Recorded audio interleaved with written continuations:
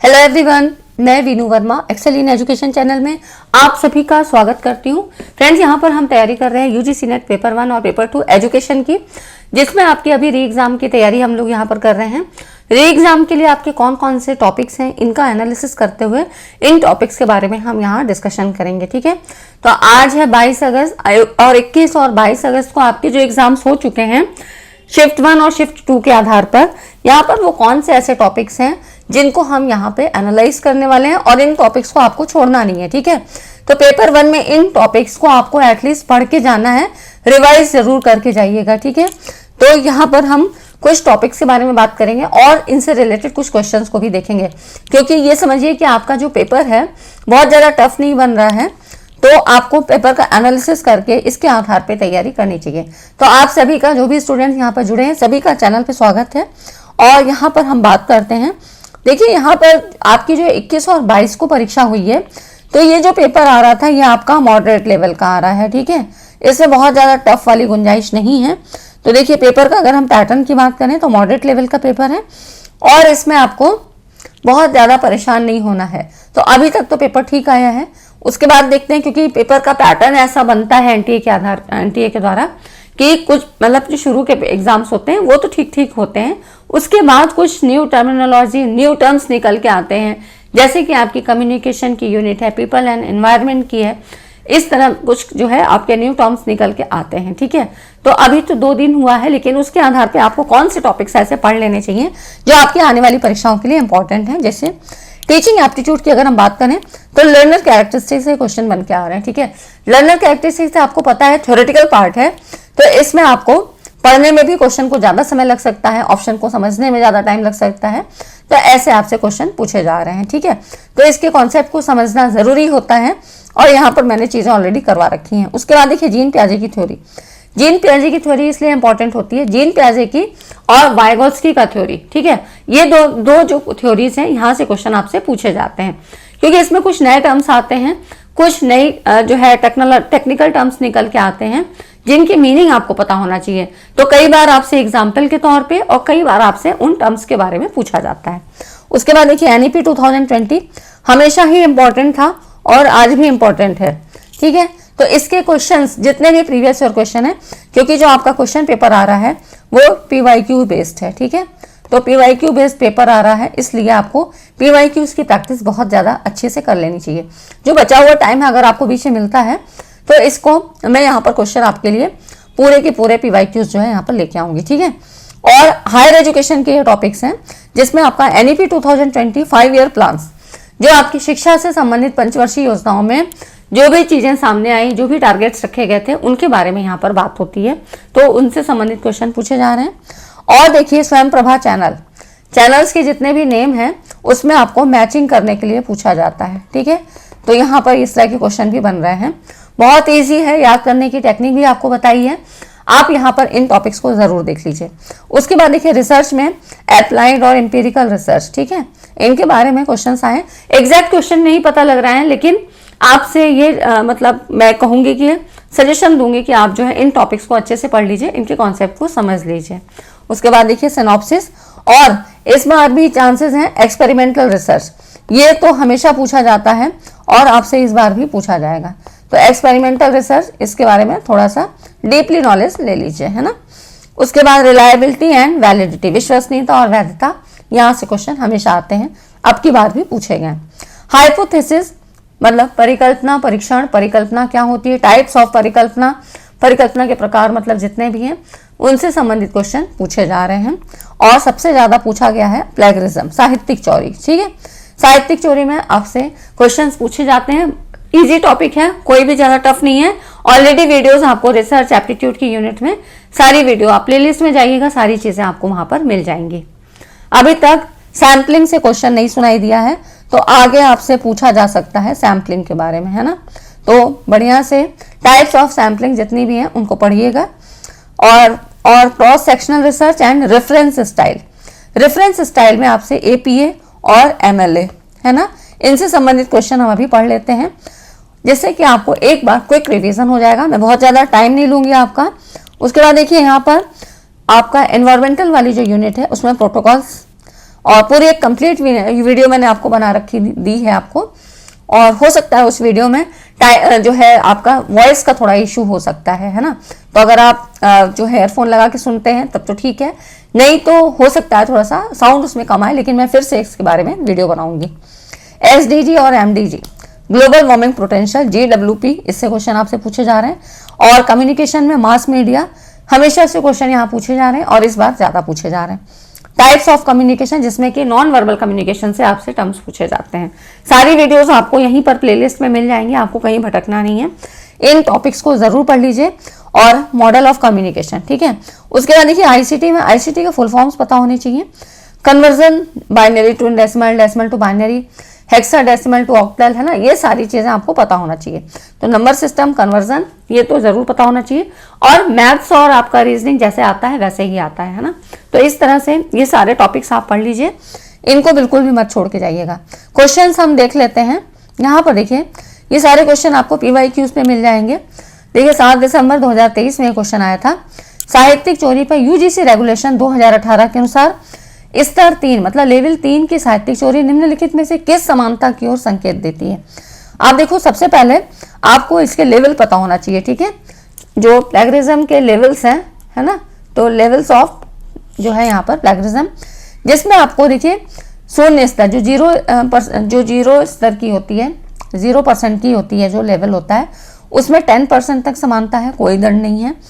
First level है जो है आपका, वो 10 से 40% तक है, सिमिलैरिटीज होती है। इसमें ऐसे छात्रों को अधिकतम 6 माह की निर्धारित अवधि के भीतर संशोधित आलेख को जमा करने को कहा जाता है। फिर आपका देखिए एक हो गया 0, फिर फर्स्ट, है ना, फिर सेकंड और फिर थर्ड, ठीक है। कंफ्यूजन नहीं होना चाहिए, 0 to 3rd है, ठीक है। सेकंड लेवल जो है आपका यहाँ पर 40 से 60%, तो ये लेवल्स ये हैं, ये पता होना चाहिए। और इसके पनिशमेंट क्या है, ये सारे पनिशमेंट हैं। अब देखिए 40 से 60% में ऐसे छात्रों को अधिकतम 1 वर्ष की अवधि के लिए संशोधित आलेख को जमा करने से वंचित किया जाएगा, ठीक है। अब उससे भी देखिए आपकी 60% से भी अधिक मतलब जो आधे से भी ज्यादा अगर सिमिलैरिटीज पाई जाती है आपके कंटेंट में, तो ऐसे छात्रों के उस कार्यक्रम के लिए पंजीकरण रद्द कर दिया जाता है ना। तो प्लेगरिज्म से मतलब होता है किसी अन्य के द्वारा किए गए कार्य को, विचार या उसका जो भी कंटेंट है ना, उसको अधिकांशतः नकल करते हुए अपने नाम से उसको प्रकाशित करना, ठीक है। तो मतलब किसी के कंटेंट को चुराना, सीधी सी बात ये है, साहित्यिक चोरी इसी को कहते हैं, है ना। तो ये इसके लिए साहित्यिक चोरी के लेवल्स निर्धारित किए गए हैं, उसके आधार पे पनिशमेंट को यहाँ पर निर्धारण किया गया है। अब इसमें कह रहा है UGC की रेगुलेशन 2018 के अनुसार प्लेगरिज्म लेवल 3, तो लेवल 3 आपका किस में आता है, जो है 60% से ऊपर, है ना, तो अबव 60%, ठीक है। तो इस तरह से इसको बिल्कुल आपको याद करना है और कोई भी कंफ्यूजन नहीं होना चाहिए। नेक्स्ट आप देखो, अगला जो क्वेश्चन है ना, ये है आपका साहित्यिक चोरी निवारण के, मतलब ये कथन वाले में से है, स्टेटमेंट का सवाल है। पहला कथन कह रहा है साहित्यिक चोरी निवारण के संबंध में UGC रेगुलेशन 2018 के अनुसार विद्यार्थी को अपना शोध प्रबंध प्रस्तुत करते समय एक वचनबद्ध देना होता है, मतलब यहाँ पर इसको अंडरटेकिंग कहते हैं। तो वचनबद्ध देना होता है कि वो प्रलेख उसकी मूल कृति है और किसी प्रकार की साहित्यिक चोरी से मुक्त है ना। अब देखिए यहाँ पर दूसरा जो ये कह रहा है कि साहित्यिक चोरी निवारण संबंधी UGC रेगुलेशन के अनुसार शोध पर्यवेक्षक को यह प्रमाणित करने की आवश्यकता नहीं होती है कि शोधकर्ता द्वारा उसके अधीन किया गया कार्य साहित्यिक चोरी से मुक्त है। तो अब देखिए इसमें क्या रहा है, पहला तो सही है लेकिन दूसरा गलत है ना, क्योंकि यहाँ पर इसमें ये कह रहा है कि जो आपकी ये होती है जो रेगुलेशंस के आधार पे यहाँ पर विद्यार्थी को अपना शोध प्रबंध करते समय मतलब एक यहाँ पर अंडरटेकिंग देनी होती है कि उसने किसी का कंटेंट चुराया नहीं है। तो ये वाला सही है लेकिन ये वाला आपका रॉन्ग है ना। तो यहाँ पर आवश्यकता क्यों, जो भी उसके वहाँ पर सुपरवाइजर हैं या जो भी इंस्ट्रक्टर हैं, मतलब जिन गाइड के अंडर में काम किया जा रहा है, उनको बिल्कुल ये देना होता है अंडरटेकिंग की। तो यहाँ पे कह रहा है ना आवश्यकता नहीं होती है, तो बिल्कुल आवश्यकता होती है, उनको ये प्रूव करना होता है कि यहाँ पर जो भी काम किया जा रहा है वो क्या है, प्लेगरिज्म से मुक्त है ना। तो इस तरह से जो है ये आपका सी ऑप्शन सही है, फर्स्ट सही है लेकिन सेकंड गलत है। ठीक, नेक्स्ट आप देखो, ये सारे क्वेश्चन आपके दिसंबर में पूछे गए हैं और इसी के आधार पे क्वेश्चन बन रहा है ना। नेक्स्ट आप देखो, एपीए शैली में लिखित किसी संदर्भ में लेखक का प्रथम नाम सबसे पहले लिखा जाता है। एपीए और एमएलए है ना, दो जो है आपकी मतलब एपीए अमेरिकन साइकोलॉजिकल एसोसिएशन और आपकी है मॉडर्न लैंग्वेज एसोसिएशन एमएलए है ना। अब इसमें देखिए यहाँ पर एपीए शैली में किसी संदर्भ में लेखक का प्रथम नाम सबसे पहले लिखा जाता है, और दूसरा कह रहा है एपीए शैली में लिखित किसी संदर्भ में प्रकाशन का वर्ष पृष्ठ संख्या के बाद लिखा जाता है। अब ये पूछ रहा है, दोनों स्टेटमेंट के सवाल है, तो सबसे पहले आप ये देख लो एपीए और क्या है, स्टाइल क्या है। एपीए देखिए American psychological association is use by education psychology and sciences, ठीक है। तो अमेरिकन जो साइकोलॉजिकल एसोसिएशन है एपीए स्टाइल, ये शोध पत्र लिखने का ये रूप मुख्य रूप से समाजशास्त्र, मानव विज्ञान, समाजशास्त्र, ठीक है, तो यहाँ पर यूज किया जाता है, जिसमें कि शिक्षा शास्त्र है, साइकोलॉजी है और साइंस वगैरह में। और जो मॉडर्न लैंग्वेज एसोसिएशन एमएलए है ना, ये एमएलए है और एपीए, इनका फुल फॉर्म भी कई बार पूछ लेते हैं। ये स्टाइल यूज होता है आपका ह्यूमैनिटीज में। उसके अलावा शिकागो या Turabian style is generally use by business, history and fine arts, ठीक है। तो एक शिकागो स्टाइल भी होता है, ये आपको पता होना चाहिए कहाँ कहाँ भी यूज किए जाते हैं। एपीए स्टाइल कैसे लिखा जाता है, देखिए यहीं पर दोनों चीजें मैं आपको बता दे रही हूँ, जिससे आपको कंफर्म रहेगा, कम से कम ये स्लाइड याद रहेगी तो आप कंफर्म रहोगे और आपका सवाल गलत नहीं होगा। अब देखिए यहाँ पर एग्जाम्पल दिया हुआ है एपीए स्टाइल में, यहाँ पर ये देखिए एग्जाम्पल है ना, स्मिथ JA और 2019 है ना, तो यहाँ पे सन पहले लिखा है। इसमें देखिए यहाँ पर आपको ये जो है ईयर आपको बाद में दिखाई दे रहा है ना, तो एक तो ये याद हो गया कि यहाँ पर एपीए स्टाइल में सन ईयर जो है वो पहले लिखा गया है। तो Smith JA 2019 the art of writing एक कॉम्प्रिहेंसिव गाइड एकेडमिक प्रेस है ना, अगर कोई चीज हमें लिखनी है तो हम ऐसे लिखेंगे। और तो यहाँ पे देखिए ऑथर का नेम हो गया, ईयर ऑफ पब्लिकेशन हो गया, फिर टाइटल वर्क हो गया, capital letter also for subtitle है ना, पब्लिशर। अब यहाँ पर देखिए एमएलए स्टाइल है, इसकी बात करें तो इसमें क्या हुआ, यहाँ पर सन को बाद में लिखा जा रहा है, ईयर को इसमें जॉन ऐसे लिखा गया, ठीक है। और उसके बाद आर्ट ऑफ राइटिंग एक कॉम्प्रिहेंसिव है ना, एक कॉम्प्रिहेंसिव गाइड, ठीक, एकेडमिक प्रेस 2019, ठीक। तो ये आपको अंतर पता होना चाहिए। यहाँ पर ऑथर्स का लास्ट नेम, फिर फर्स्ट नेम है, टाइटल ऑफ बुक है, पब्लिशर है, पब्लिकेशन ईयर बाद में है, ठीक। डिफरेंस क्या होता है, तो थोड़ा डिफरेंस भी देख लीजिए। यहाँ पर देखिए एमएलए क्या फॉलो करता है, author page format and APA follows the author date format, ठीक है। तो एपीए जो है आपका जो ऑथर के डेट है उसको फॉलो करता है, डेट वहां पहले आ गई है ना। इस लाइन को जरूर याद रखिएगा, ना हो तो आप लोग अपने नोटबुक में लिख लीजिए है ना। आफ्टर द एपीए स्टाइल यहाँ पर देखिए bounded text the author's last name and year of publication are given in the जो है पैरेंथेसिस, ठीक है। एपीए शैली उद्धृत पाठ के बाद लेखक का अंतिम नाम और प्रकाशन का वर्ष कोष्ठक का दिया होता है। एमएलए में क्या होता है, टेक्स्ट के बाद कोष्ठक में लेखक का लास्ट नेम और पृष्ठ संख्या दिया होता है ना, तो ये फर्क होता है, ठीक है।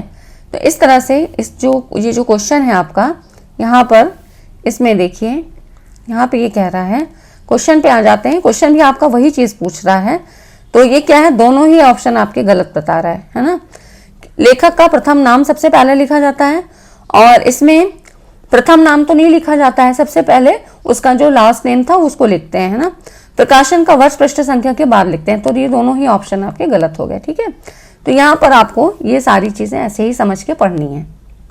तो वीडियो अच्छा लगा तो वीडियो को लाइक करें फ्रेंड्स, क्योंकि बहुत सारी इंपॉर्टेंट चीजें हैं जो मैं सोचती हूँ कि एक ही वीडियो में आपको बता दूं, ठीक है, और आपके लिए वो बेनिफिशियल भी हो। ऐसा नहीं हो कि एग्जाम टाइम में और हम टाइम खराब कर रहे हैं ना, ये चीज बिल्कुल भी नहीं होनी चाहिए। एक एक मिनट आपका कीमती है। अब यहाँ पर देखिए एपीए शैली के अनुसार इनको जो है जितने भी ऑप्शन आपको दिए हैं सही क्रम में इसको व्यवस्थित करना है ना।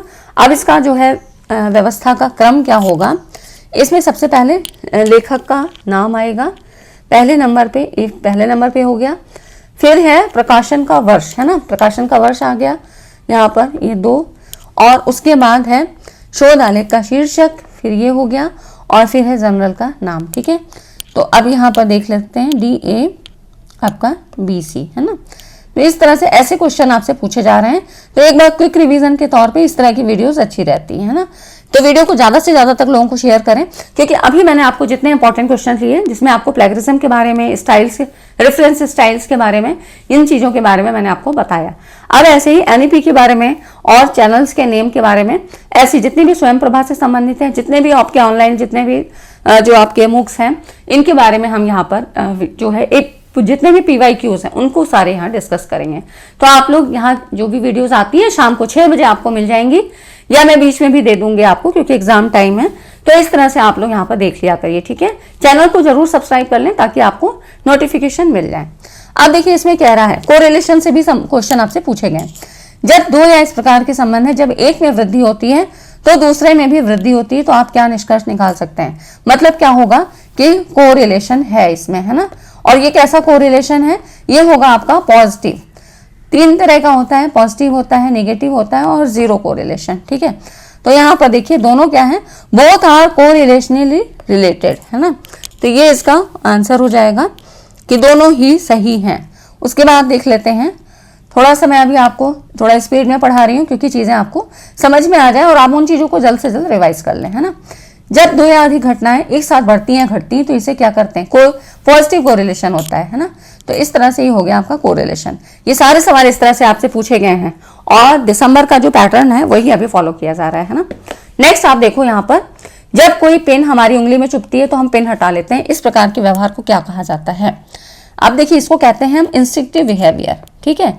इंस्टिंक्टिव बिहेवियर मतलब ये जो है आपकी प्रवृत्तिवृत्त क्रिया। अब ये क्या होती है, इंस्टिंक्टिव बिहेवियर क्या होती है।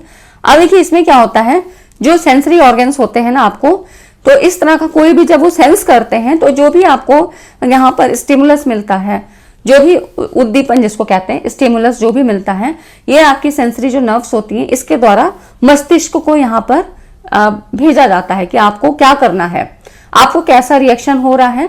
तो मस्तिष्क जो मतलब आपका माइंड है वो तुरंत कमांड करता है कि आप वहां से अपना हाथ हटा लो।